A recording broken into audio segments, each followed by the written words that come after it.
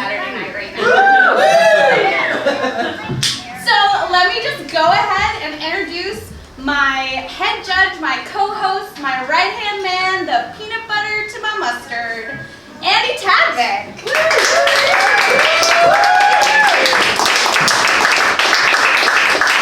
to be our head judge tonight. Let me tell you a little bit about the show. So it's part 2, unnecessary sequels. We're going to have 3 rounds. We're going to have some comedians come out and pitch to some movie industry people. Pitches for sequels to movies that have not happened yet. They're going to get some points for that, and then we're going to go to our second round. We're going to use the suggestions you guys put outside, and then they're also going to spin the wheel that we need to get. Just in the way, I just did it. Oh, so okay. It's mysterious. It's called the Wheel of Unnecessariness. So I thought it would be mysterious to hide it from the host. Worked. So little thing, while we're spinning the wheel, all of you guys will need to chant industry because it makes things a lot more fun. And then they're gonna get one of your movies, one of the categories, come back out, pitch another sequel. The people with the highest points after that round are gonna watch a random trailer for a movie that has not come out yet and immediately pitch a sequel to that. And then there'll be a winner and it'll be great. And what does the winner get? Oh, yeah. See, since I'm such a big movie buff and I'm a very official industry member, I decided to go with a personal favorite that I have not seen, Python. This is like I bought it for $20. It's a very expensive film. I mean, it's a very prestigious title. So. All right, so we're gonna go ahead and bring out our judges. First, we have a local producer and director and comedian. He is the co-host of the panel show, which you can see here next Friday at 10:30. Mike Lazarowitz. Yeah.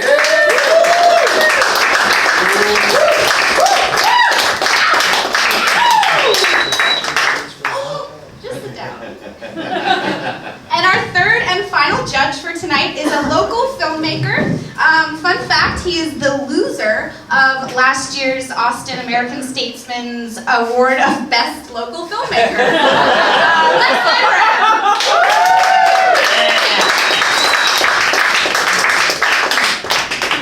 So these are our judges for tonight. Hello, judges. Thank you for joining us. You're very prestigious filmmakers in the community. So we're going to go ahead and bring up our first comic for tonight. He is a local stand-up. You can see him at ATX Comedy Hour at Spider House this Monday at 9 p.m. It's Kai Krebs.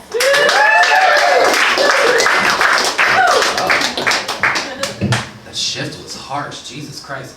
Okay, so hello judges. My pitch is called Babadook 2, Babadook's Day Off. Okay, so we all remember at the end of the Babadook, like the mom is keeping the Babadook in the basement, she's feeding it dirt and earthworms, basically keeping it as a pet, and she's kind of overlooked the fact that the Babadook possessed her and it made her kill the family dog and almost her son. But here's the thing, Babadook's whole thing is like the more that you ignore him, the more evil and more powerful he becomes. So all of this attention is making him shift kind of more towards a lawful chaotic as opposed to an evil chaotic alignment. So he's getting tired of it and he decides that he wants to go explore. Starts our first montage of the movie. It's a montage set to Supernova by Liz Phair. The Babadook begins a mechanic apprenticeship program working on a '76 Mustang that the family buys for him. They let him work on it in the garage twice a week. So he's doing this to accumulate oily and greasy rags that look like his clothes so he can put them in a pile and put his top hat on it and go explore the world. Once he finally does this, that begins our second montage of the movie set to HWC by Liz Phair. The Babadook goes bowling, which is hard because he's got those long spindly fingers, but he's doing it to prove a point for himself. And he goes to a photo booth, one of the ones with props, and he takes a bunch of photos, but he still feels like something is missing. So it ends with him sitting at a coffee shop, and Babadook is taking an Instagram photo of his latte art whenever he hears a familiar knocking sound that the Babadook does. And that's when the Babadook realizes, there's another Babadook in the cafe. There are 2 Babadooks now. The Babadook spots that there is a possessed Rottweiler, which causes him to flash back to whenever his parents were telling him that human-possessing Babadooks can't date animal-possessing Babadooks. But it's 2019 in this movie, and Babadook is progressive, and he feels the connection, so he decides to go for it. Start our third movie montage set to Why Can't I by Liz Phair.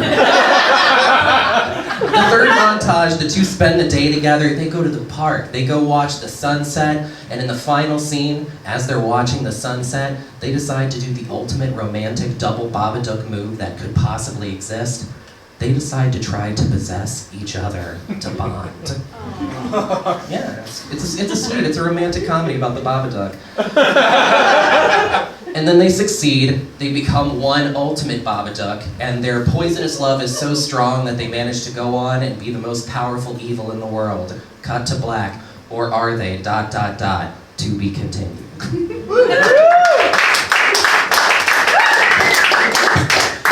Amy, I can't even really form words right now, so. I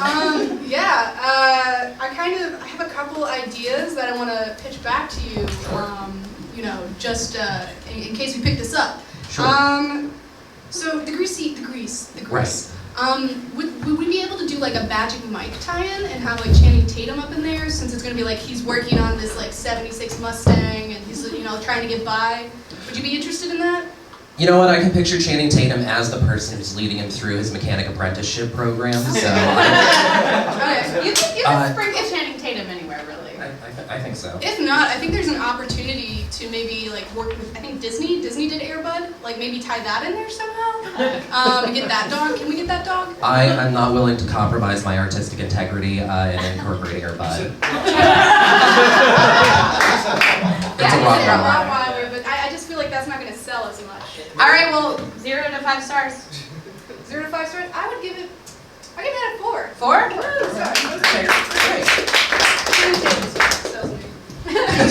So I've always told all my mentors and my mentees that Liz Phair 3-beat structure is the way to go. So I really approve of that. And I also I have a soft spot in my heart for romantic comedies involving demons and goblins.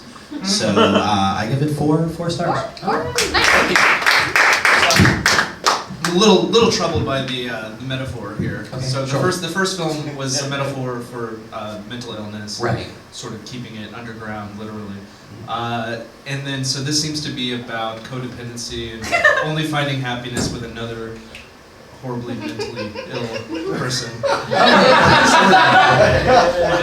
Here's the thing, like I said, it is an animal possessing Babadook. It's about how now that the metaphor is gone from that they're paying attention to the evil inside of themselves, they're learning how to cope and are potentially blossoming because of that. And that's how they're able to make these progressive decisions to intersperse the type of beings that Babadooks possess in order to overcome those boundaries. It's really a story about overcoming. I'm glad you thought about this. So just one other small question. Do we see the mom and the kid? Are we free of them? Is it mostly They're about... just in the beginning. They're in the beginning and then they do pop up later on in the movie and they're just like, what? This is just oily rags. But aside from that, they are well, the kid was the best and worst part of the first film. So I'm glad he's there, but I'm glad he's not there a whole lot. So I'm going to go 4 stars. 4 stars. All right. Now I grab a thing and spin the wheel. Yeah.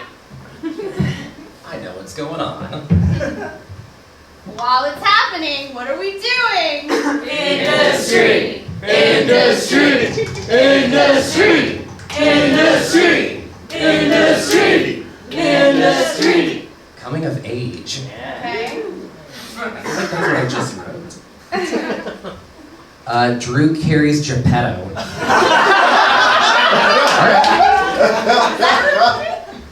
I don't believe it is. All right. Well. But it's about to be. Thank you, Kai. All right. So next we have the host of The Coven, which is a all-female open mic here every first Thursday of the month. We have Tanya Hollywood.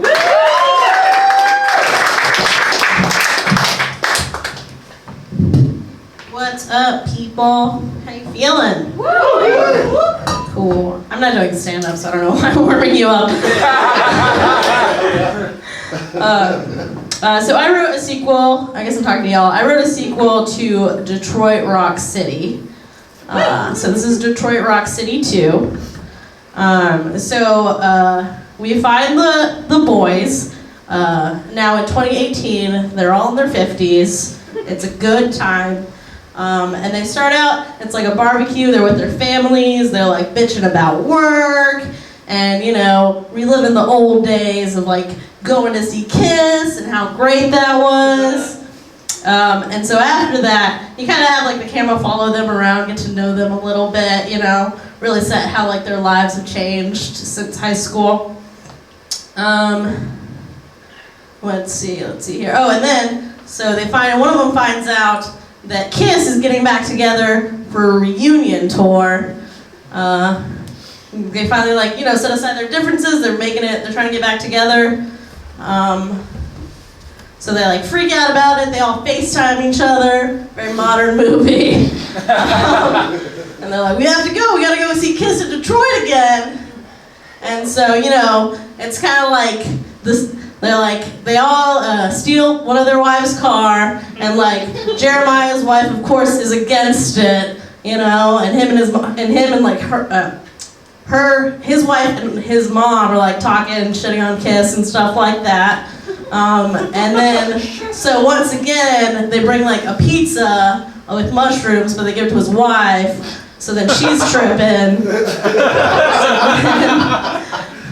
Yeah. So then they go to Detroit, and they like run into like the same bullies, like the like kid who had like the toy. Have y'all seen Detroit Rock City? So it's like him, but like he's grown up, and he like remembers them, and so they get into a fight, and then they steal like their tickets, and so they're like going around Detroit trying to get tickets again. And yeah, that's it. That's the movie. Eventually they see Kiss. I have a question on behalf of the judges. Are we actually paying to get actual Kiss? Yeah. Okay. Yeah. So Like we gotta the factor original that movie. in. That's very ambitious, and I'm impressed with your ambition.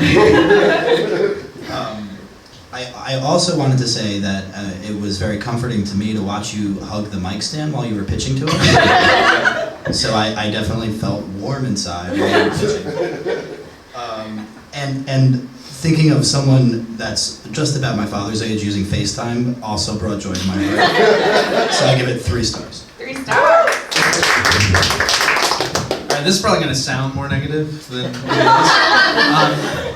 I don't think Kiss is broken up. So I think They are. I looked it up. I did The research. internet said so. I don't know. I just watched a quality film called Why Him, starring. I feel like 2 of the members James are still Franco? together, and then 2 of the members left. So the idea is that those 2 members came back. Well, only 2 of them matter. Oh.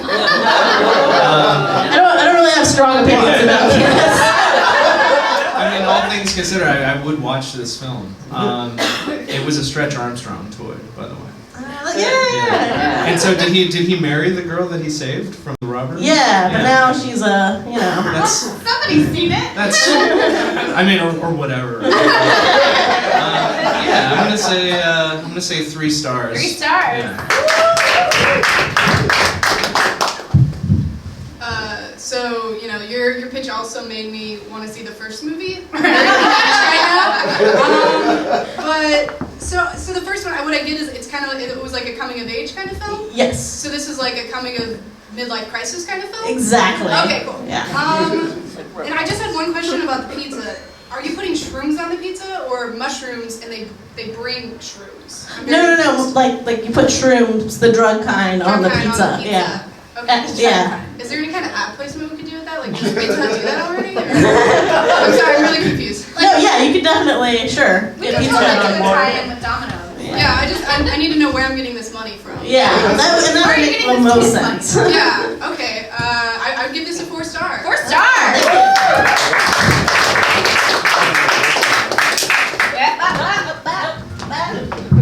Industry! Industry! Industry! Industry!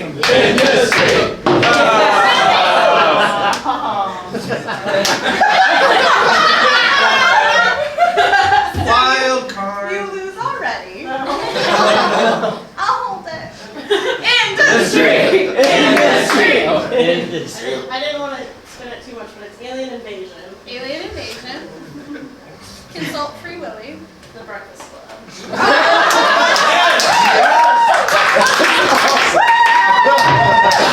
Alright, what do we got now? That was Tanya Hollywood. Now we have the Throwdown Commissioner, which is Wednesday, which is Wednesday at 10 p.m. at the Cold Town Theater. We have Joseph Stalin. Yeah!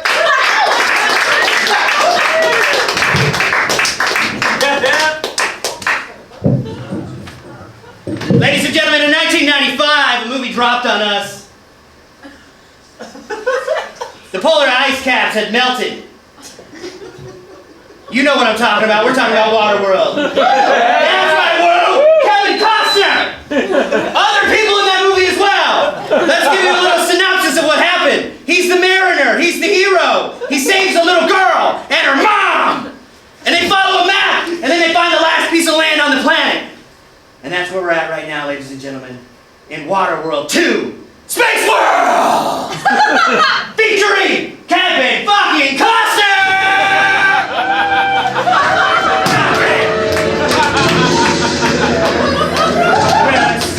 On that island, we burned through our resources really quickly. It lasted about a month, like we ate the horses in a week. So we got a secret rocket ship! We ate every piece of it. Oh, yes! We found a rocket ship. That took us to space! To space! Where we've been living! Where we've been living, but in space! Space! Where we find There. a little girl! Yes. Brie, where is she? The girl is valuable because in space there is very little. Ladies and gentlemen, who is this? This is Granola. Granola, who has the map somewhere on her body. Look, let's find it. Come on. The secret to finding air. Dry air. Where is the dry air? Tell us. Here it is. Ah, the map to dry air is there. But on this journey, we will face vapor! Light 'em up! Light 'em up!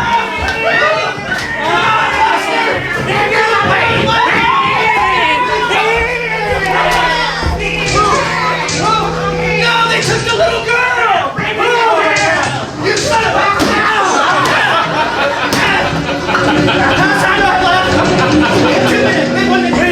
We have very little time in this movie to find Granola. She will take us to dry air. Later in the movie, this happens! Also, I evolved into a cyborg. I can breathe in space. Like other humans. Here they are, Kevin Costner. Surrender Granola so I can save humans. Surrender, who cannot breathe in space. Stupid humans. Bring the leader of your vapors forth. The leader is Granola. Granola was the leader the whole time. Because the movie was directed by M. Night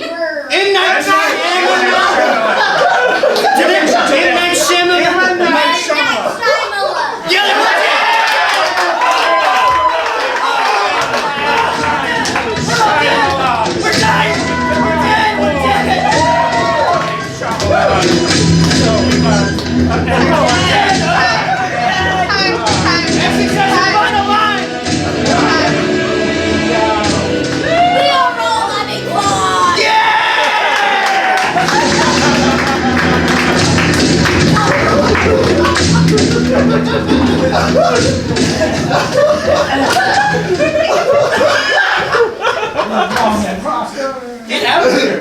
So, personally, halfway through the pitch, I was prepared to take off points for getting sprayed with the water gun. But then, her trying to say M. Night Shyamalan, it made up for it. What do you think, Lex? Alright, so when you said Waterworld, my first thought was, without Dennis Hopper, this can't possibly be batshit crazy enough. I was wrong. So, my favorite thing is, judging by the age of the girl, and the... Granola. Yes. And the amount the cyborgness had overtaken Kevin Costner's. Yeah, you evolved Costner's quick. character. I'm gonna guess that was probably like a way more interesting 6-month window. Yeah, it was. But I like that we skip it because you don't. The audience is smart. You don't have to tell us everything. Yeah, thank you. Yeah. So See, Drew, I told you. to go with the space motif, I award you all of the stars. Which equals 5. Thank you guys. Oh, hey.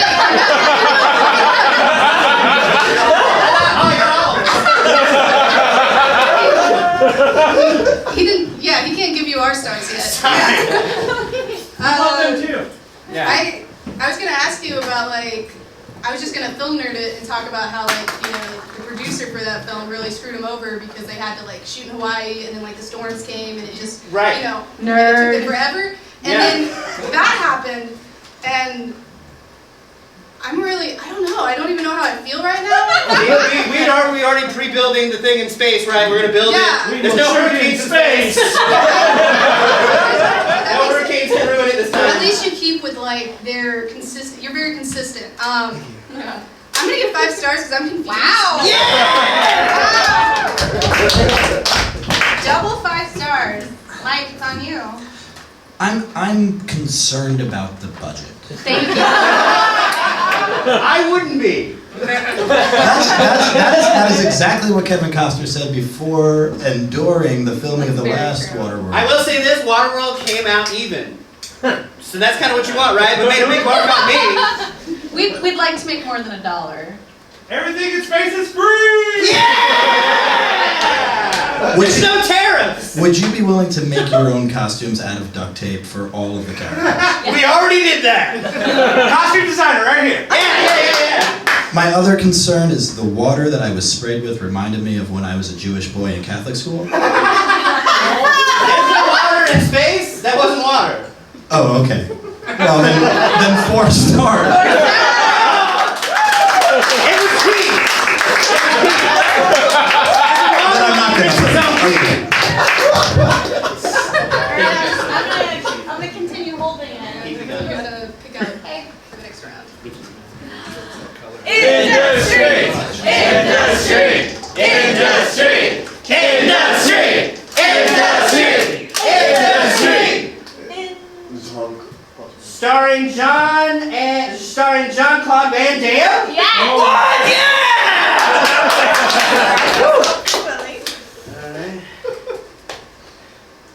Passion of the Christ!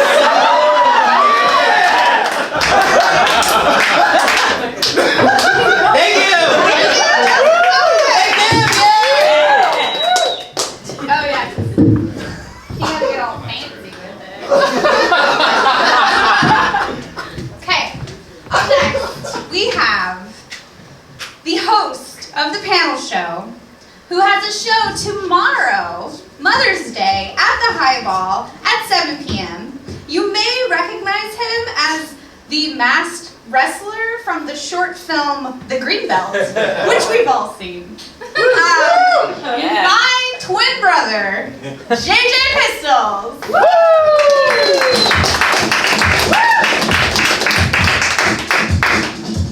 Hey everyone, I didn't bring my roommates or anything. I don't.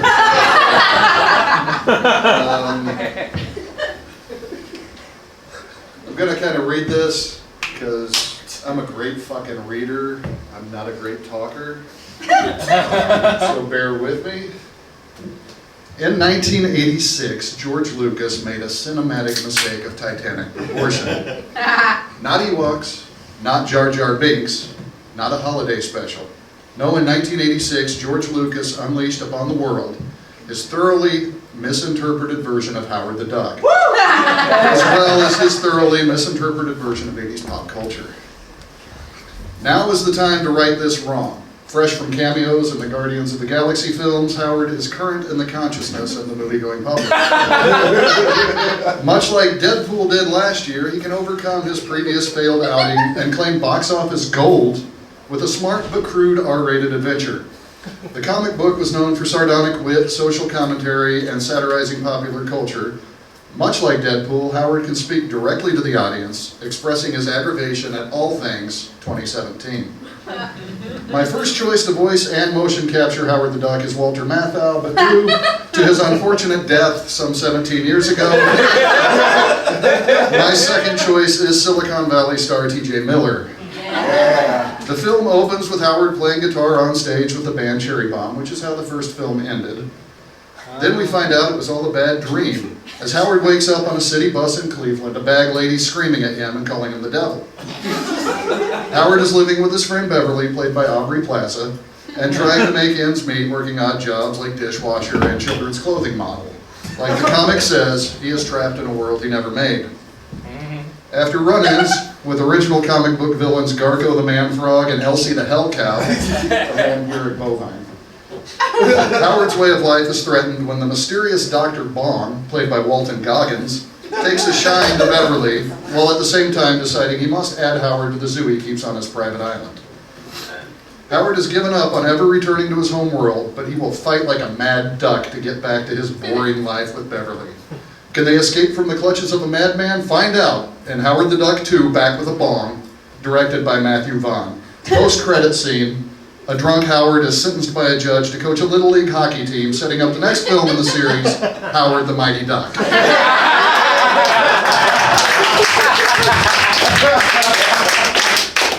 I find you very soothing and just very calm and not crazy. Chaotic? Yeah, not chaotic. You didn't squirt me with water, or pee. Did you say it was pee?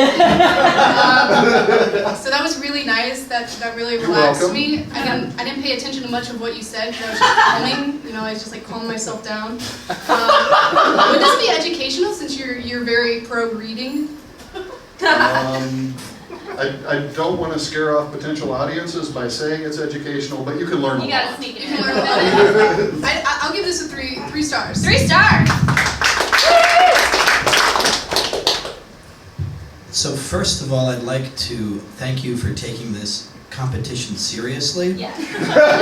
and choosing a movie that could be improved with a sequel. So thank you for that. I mean, we've all been waiting. I'd like to thank you for doing a show with me. Tomorrow night at the Highball. 7 p.m. It's a free show. Moving on. Prizes. We'll have that. I also any Goggins appearance is I love that, and my father calls him Teeth. So there's that. Pro Goggins, very pro Goggins. Yeah. I have to say 5 stars on this. 5 I stars. have a question.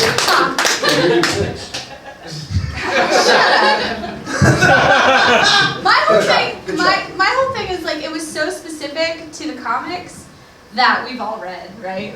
Let's be real, we've all read Howard the Duck comics. So it's really easy to know He was the Garfield of his day. what actually came out of your brain and what came from the comics is super clear to me. I just read a There's no Wikipedia blurred page. lines. All right. Yeah, I also want to give you props. That was probably the most thought out, well put together, just linear piece that I've seen. I've done a bunch of this. Thank you, weed. Now, I'm not. What was the subtitle? Something about a bong? Back with a Bong. Okay. I'm not the biggest fan of weed humor. Dr. Bong is the villain. There you go. But I do appreciate a Mighty Ducks opportunity. Yeah. So is it possible we get some sort of shotgun, everybody gets high, and then he's ducks fly together? Yeah. Can we do that? Formation. Just flying V. Yep. Yeah. Okay. Done. I'm gonna go 4 stars. 4 stars.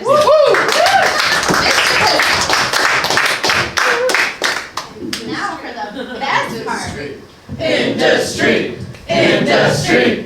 Industry. Industry. Industry. I don't want to break it. Rock opera. Rock opera.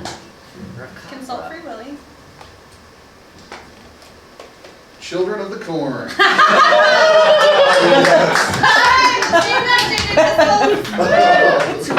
Alright, our last and final comic.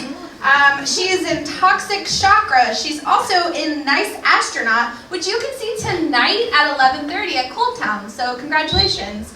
Can you please welcome Annie Lincoln?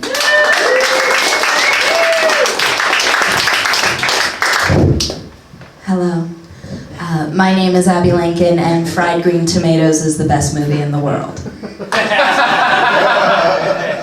Fried Green Tomatoes at the Whistle Stop Cafe, for those of you who are not familiar, is about Kathy Bates. Oh, and she's in a loveless rut in her marriage, right? She goes to a nursing home to visit her mother-in-law. Her mother-in-law hates her, won't have it, throws her out of the room.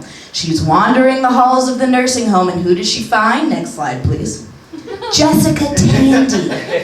Jessica Tandy inspires Kathy Bates to become a more powerful and independent woman by telling her about, next slide please, the unlikely friendship of Mary Louise Parker and Mary Stuart Masterson.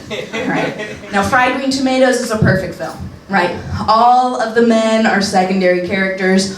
One of them is a domestic abuser, but he dies. And judges, I know you're sitting there, you're thinking, Abby, what are you doing? You can't pitch a sequel to a perfect film. Unless, next slide please. Fried Green Tomatoes. The exact same story again. Now, Fried Green Tomatoes 2, the exact same story again, next slide please, is about Anne Hathaway. She's struggling, she's in a loveless rut in her marriage. She goes to the nursing home to visit her mother-in-law. Mother-in-law hates her, won't have it, throws her out of the room. She's wandering around the nursing home, and who does she meet? Next slide, please. Kathy Bates inspires Anne Hathaway to become a more powerful and independent woman by telling her of her unlikely friendship with, next slide please, Jessica Tandy. Inspired Kathy Bates to be a more powerful and independent woman by telling her of the unlikely friendship of, next slide please, Mary Louise Parker and Mary Stuart. It's the exact same footage from Fried Green Tomatoes. At the end, we get a little bump of Hathaway and Bates, and then boom, we're all billionaires with a B. The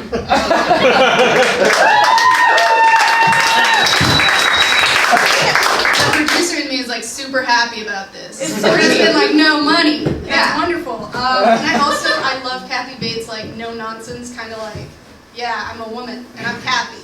So that's good. I'm buying pre-sale tickets right now. Yeah, like, and then you had to go and pull in Anne Hathaway. I love her. She's wonderful. What are you doing? Everybody loves her. I'm very happy right now. I appreciate your honesty, because we Hollywood insiders are constantly remaking the same movie over and over again, but hiring different people and changing the title, we don't need to do that, and I appreciate that. Yes, I mean, this is inexpensive and almost a guaranteed hit. 5 stars. So I have one question. So we're kind of bookending this, kind of like Princess Bride. Yes, okay. exactly. So that's actually not so. There's it seems like a small enough amount of new footage to where we could actually afford to spend money on 35mm film to like exactly match the look. Yeah, I think this is a no-brainer. And we're going to the exact same title. The subtitle's just for us, right? We're just re-releasing Fried Green Tomatoes. Yes, absolutely. Yeah, you know what? It's kind of like if Weezer were to re-release Pinkerton today and not tell anybody. I would buy it on vinyl. But with Anne Hathaway, with a 5-minute introduction of just her talking about like how shitty her life is at the beginning. Yeah, I mean that even works for Pinkerton. Give me your stars. Well, yeah, 5 stars. Done. 5 stars.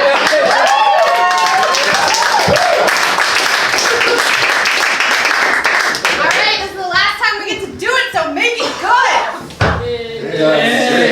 Industry!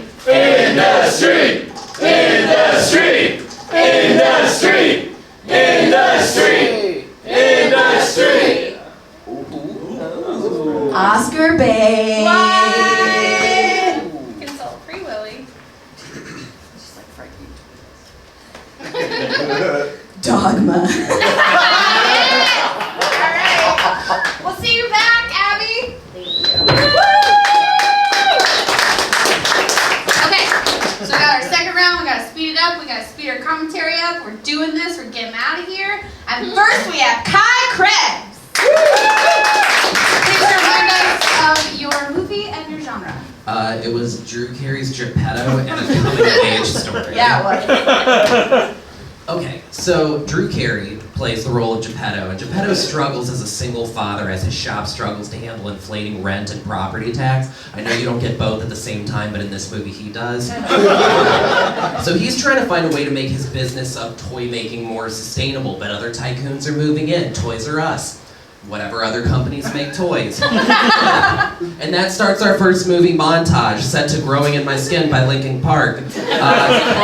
Crawling in My Skin. I can't read my own handwriting. Geppetto doesn't expect Pinocchio, as played by Ellen Page, to begin puberty.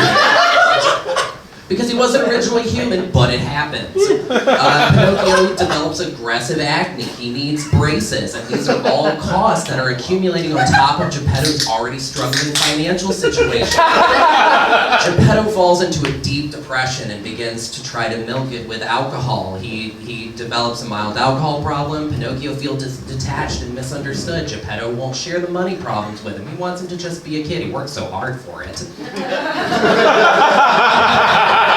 Pinocchio overhears about the money troubles from a late-night call Geppetto has with debt collectors, because for some reason in movies, debt collectors always work really late at night. And 15 seconds. That starts our second movie montage where Pinocchio runs away for a little while, set to Numb by Linkin Park, where he wanders around and drinks a 40 under the bridge. It goes into our third movie montage. He studies every library book he can to try to go on Who Wants to Be a Millionaire?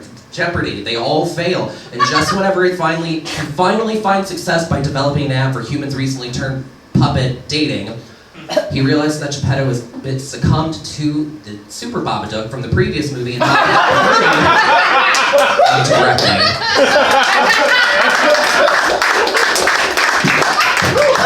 just gonna make this quick. I'm gonna give you 2 thumbs up for basically creating a movie, because I don't even know if that exists. Yeah, that's like just I thumbs up. Googled it. It does. It's a real thing. It's a real Oh, okay, then I take all the thumbs Watched it and put it in there.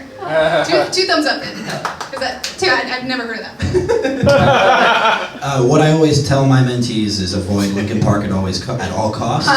But I still give you a lot of credit for this film, and I appreciate a good alcoholic story. So I give you two thumbs. Two thumbs. I liked it. I have not seen the original. I don't think I need to.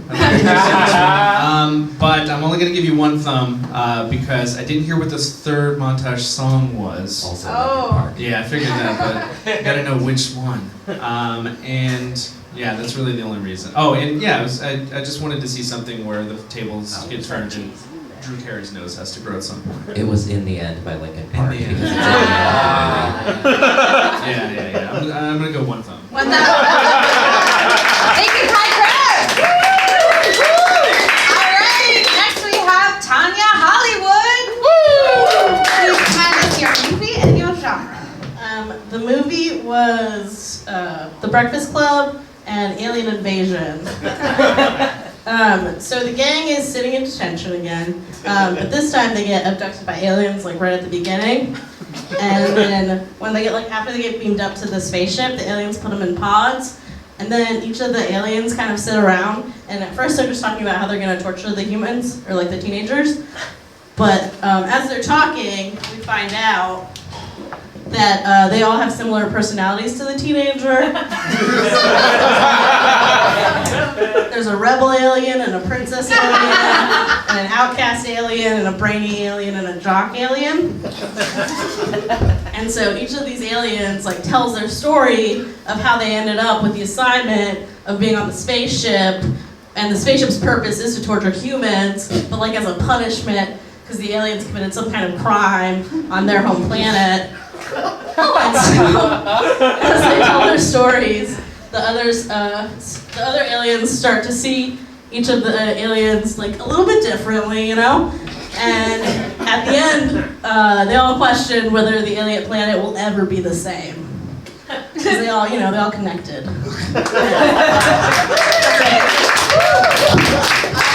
I like the consistency and just kind of recycling the plot a little bit, so that's really nice. But whenever there's aliens involved, I usually like death and destruction, and so I'm a little disappointed that that wasn't tied in. So I'm gonna give you 1 thumbs up. 1 thumb. Oh, we can make torture happen. Is the Brat Pack back? Okay, and All the original actors. right. Yes. Okay, and who are the aliens? Like who? Like Star-wise? Yeah, who are you thinking? Give me just a like- group. At least voiced Brad by. Pitt. George Clooney. Two thumbs. It's starting to sound like a Soderbergh film. Yeah, I'm gonna go 2 thumbs for the opposite reason. I like that there's aliens and it's not just blowing up the world and death and destruction. I'm assuming they're torturing the Brat Pack while they're discussing whether or not they should be. Yeah. So there's some torture, Is but Michael Bay directing though? Because you said there's going to be torture, destruction, right? Yeah. Sure. All right. Thank you. All right. So next we have Joseph Stalin. Woo! Ladies and gentlemen, we all know the story of Jesus Christ, our Lord and Savior. Can I get an amen? Amen! That's right! Ladies and gentlemen, genre. what was that? Passion of the Christ ended with Jesus ascending to heaven. Little did he know that heaven was in space! Ladies and gentlemen, tonight we're going to have our leading role playing Jesus Christ, Jean-Claude Van Damme! As a cyborg!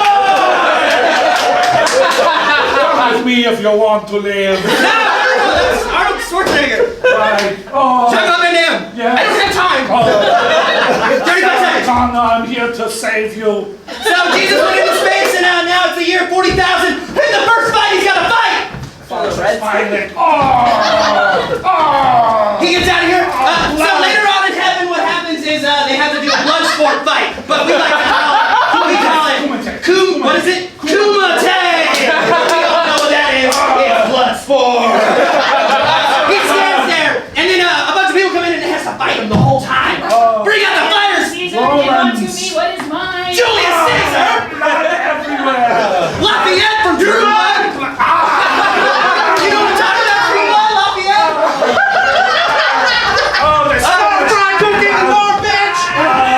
how could I This went on for 3 days. 3 days. Yeah. And then finally, everybody has The guards!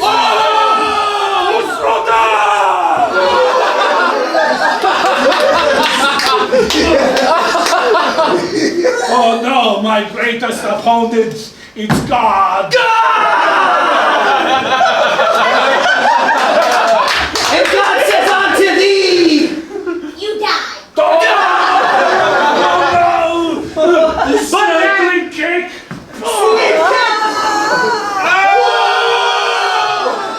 and John Claude Van Damme becomes God! And now I have brought air to Mars!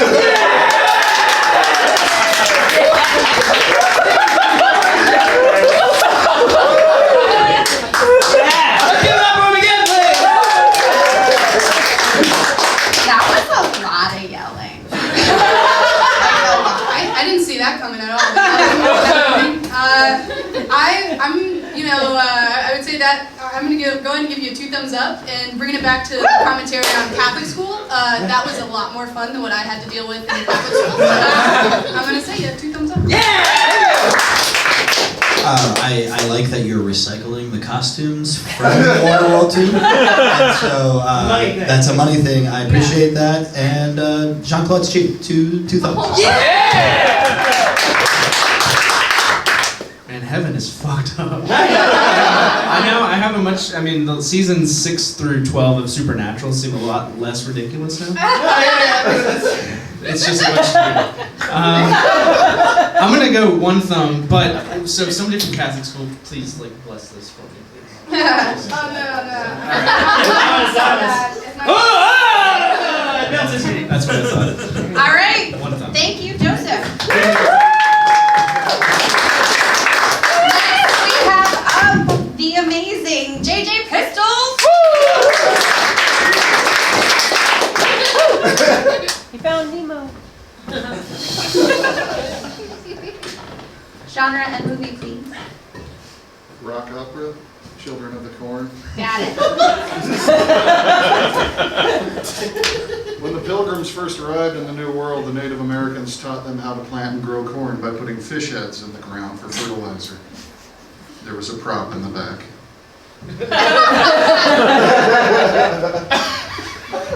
Children of the Corn is a new metal rock opera, Corn with a K.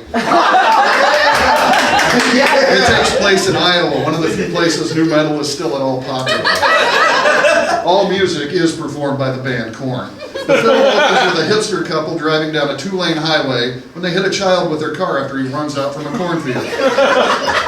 They examine and find out he's been stabbed prior to the accident, prompting the song, "I didn't kill you with my car, kid, because you were already stabbed." They load the child's body into the car and drive into the nearby town, which appears to be empty. They explore the abandoned town, but get no help. After coming to a church, they see a bunch of kids playing drop-tune guitars and singing Cookie Monster vocals. A bunch of treachery and killing follows, all with a late 90s soundtrack that will have you dusting off your ultra-wide Jinko jeans and asking mom to drop you off at the mall so you can go to Hot Topic. But not by the entrance close to Hot Topic, because someone might see you. Eventually, the hipsters burn down the cornfield in the town, and they take 2 surviving children with them. They move to Austin, and they bore the fuck out of people, retelling the story at brunch until they die. Here's a Topo Chico. Did I ever tell you about the children of the corn?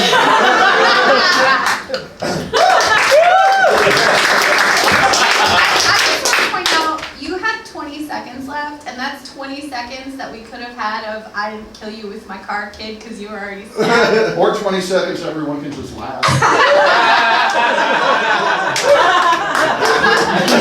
Okay, so I'm gonna give you 1 thumb up, and that's just because I hate corn. I hate corn. I hate corn with a C and corn with a K. And because I can't. I'm sorry. You can't have both corn. That's great.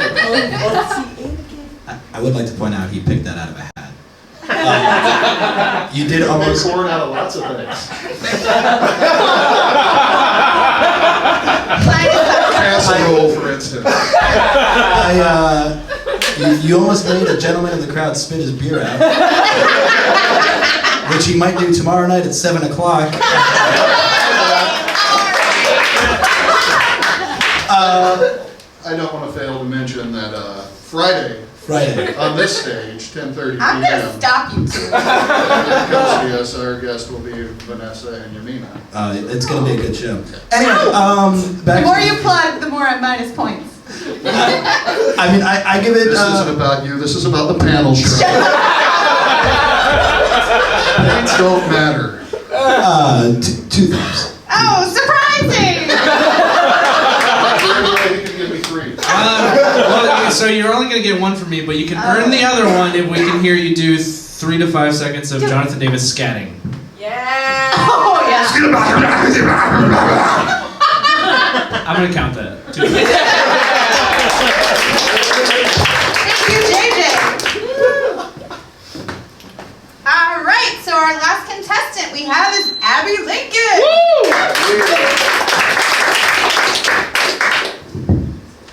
So tall. All right. I got Oscar Bates, Dogma. All right. Now, everybody knows that the worst part of Dogma is that the Queen, Alanis Morissette, does not speak a single word. So, the sequel that I pitched to you, panel, Dogma 2, Alanis' Revenge. Okay. The movie is only Alanis Morissette talking over an instrumental backing track of You Ought to Know.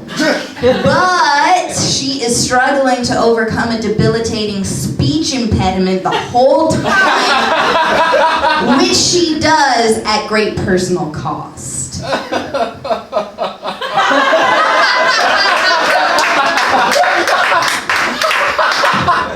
That was it? Oh yeah, brevity is the soul of wit, baby. With shakes. Dude, I'm pre-sale ticketing this one. Yeah. I actually don't know what I think yet. That was so quick. I thought there was gonna be more, so I'm gonna give it to him. Let me think about it. I love the idea, but the word revenge will take away the Oscar-ness of it, so I have to just give it 1 thumb. Oh man. Oh boy. So Dogma is one of my favorite movies, like ever. At least top 200. So as we all know, Dogma has several sequels already. and this would not fit alongside them. I'm gonna give you one thumb because I like the dig on the King's Speech, but you lose the second thumb because her, Alanis is revenge. She's God. She's got to be God. Okay, so I decided now, because it was very quick, and I appreciate that, but also most of the time I was just thinking in my head, what happened in Dumb? I haven't seen that movie. People keep talking about it. What am I going to do? Oh, no. So I was just, so for that, and for Lady Prower, because Oscar bait, not to mislead them. So 2 thumbs up. Woo! 2 thumbs. Alright, so that means, hold on, numbers are hard. I would just like to say that I'm excited that someone is going to get to have their dreams come true tonight, and they're going to get, a contract and everything, right? No, there's no contract. No, they get. I got like a they movie get, what is it, like that I bought at Python? Goodwill, that I bought for $20 online because it's really good. Yeah. Oh, that's It's called Python. Well, that would make my dreams come true. that's unfortunate, but tomorrow night at 7 o'clock. You need to shut You up. can come out to the highball You and see can someone's stop. dreams come true. Anyway. Show, happy Let's go ahead and bring out Joseph Stalin and Abby Lincoln. They're currently 100% tied. So what we're gonna do now is you might want to get kind of over here so you can see the screen. We're all gonna watch some previews together, and then they're going to have 30 seconds to pitch the sequel to it. And Joseph, you're first. Okay. Oh man. Fuck yeah. 近日で人間を作っちゃいけないんだよね。一度母さんに会いたくないのか？おいどい。じゃあ決まりだ。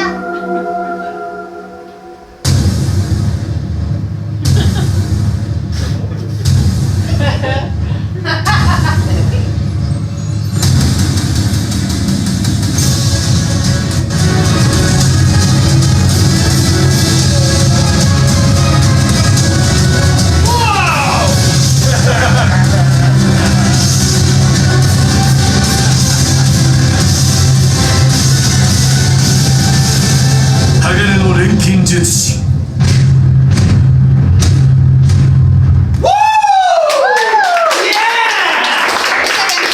Guys, Kitsushi is coming to the theaters in the year 2020. What's gonna happen? As you guys saw, there was a lot of logs flying through. They were having trouble. This whole movie takes place in the middle of Kansas, in the middle of a big forest, and they chop down the trees. They chop down the trees, and then they start using these trees, and they fight each other, and they have magic powers, and that's how they get the trees. But then they realize the trees, you destroy the trees, you destroy the earth. Right? And now the Earth's destroyed. And then Jacob Van Damme comes out of nowhere and saves the day with Kevin Costner on his shoulders.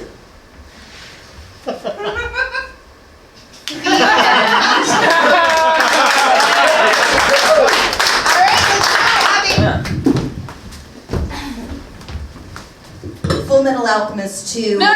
What? No. What's happening? Are you going to show another? Yeah, the next trailer's for you. You're great. I went the floor on purpose. Thank you for this day of life. My heart is so full of joy for these women right here. Lord, please make sure that Lisa don't get an STD and that nobody has kidney failure, because we finna get messed up and let me get pregnant by somebody rich. That's all I ask. Amen. We haven't hung in 5 years. I miss you guys. We need a girls trip. That's my car. Not anymore, baby. What if I just whip out my titties, Okay, a titty. I'll take a titty for a bike ride. Are you sure you want to get turned this weekend with your girls? I say this out of love. Preach, girl. If you were going to come along with us, please refrain from saying things like preach or go girl or any other colloquialisms that you may have looked up on Urban Dictionary. That's my girl. This weekend is about us. We deserve this. So let's go. I have to pee. Look, the line is short over there. There's a long line in the bathroom here. Just go for it.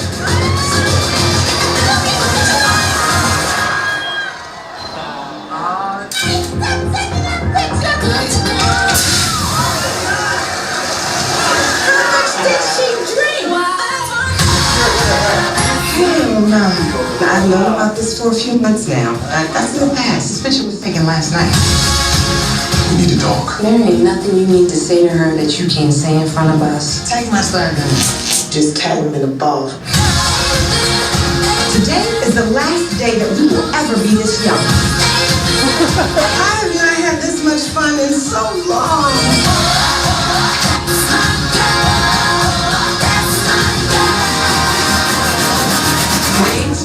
I got what you need right there. This is 200.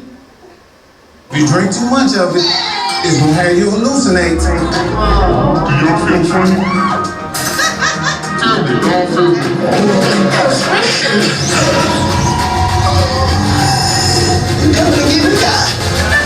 Put something in them drinks in. You know I got some bomb-ass kush if you want to take a hit. When did you hide? When the sun don't shine. You know what? It can cause a lot of infection. Girl, you can't get no infection in your booty hole.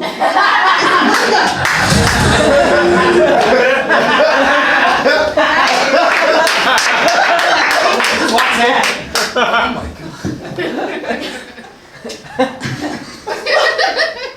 So it's girls' trip to the Absinthe Diaries, and it's just a shot-for-shot remake of Fear and Loathing in Las Vegas, but with that same cast.